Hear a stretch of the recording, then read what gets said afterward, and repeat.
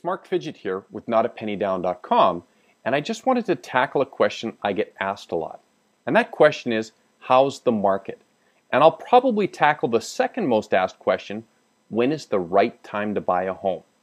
And what you'll find is when you start to ask these questions, you're going to get a lot of people that are going to answer you. So for example, you're going to have the internet, you're going to have radio, you're going to read the newspapers, your friends are going to have an opinion, your mom and dad and the rest of your family are going to have an opinion, and your neighbors and all kinds of people, co-workers, they're going to chime in with what they believe is the right answer, and pretty soon you're going to start to hang your head and say, I really don't want to know how the market is.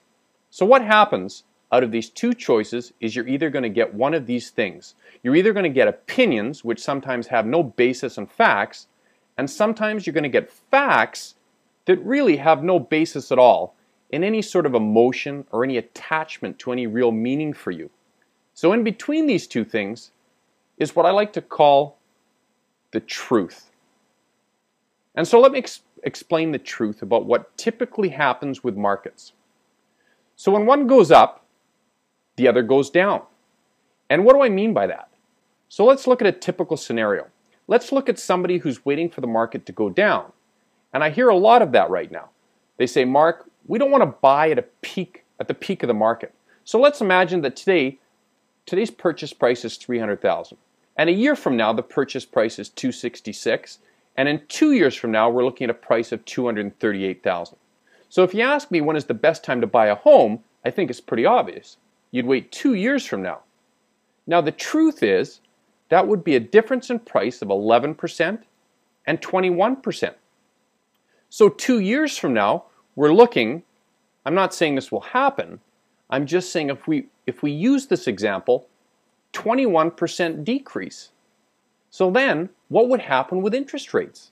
And historically, when prices go down, interest rates tend to head up. It's usually a cause and effect factor of interest rates on price. But regardless, as we find that one goes up, the other goes down. So now let's look at this.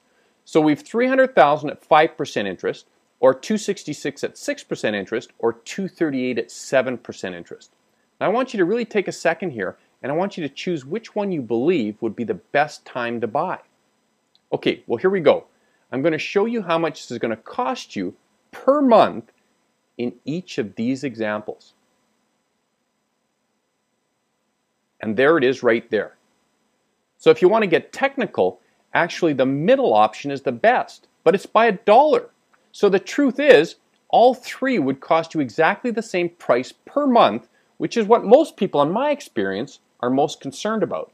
And this is an oversimplified example, but I think it drills home the point that you really can't time the market, and people who are waiting to buy later this year or next year, what's actually going to happen is they're going to probably pay about the same amount.